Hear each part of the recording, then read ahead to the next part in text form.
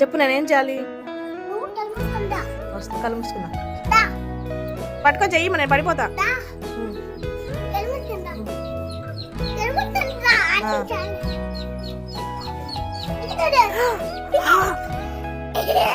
కొడుకులు ఎక్కడివి? ఏం చేయదు, ఏం చేయదు. నీకు ఇష్టంగా తెచ్చుకున్నావు కదా, మరి ఎందుకు భయపడుతున్నావు?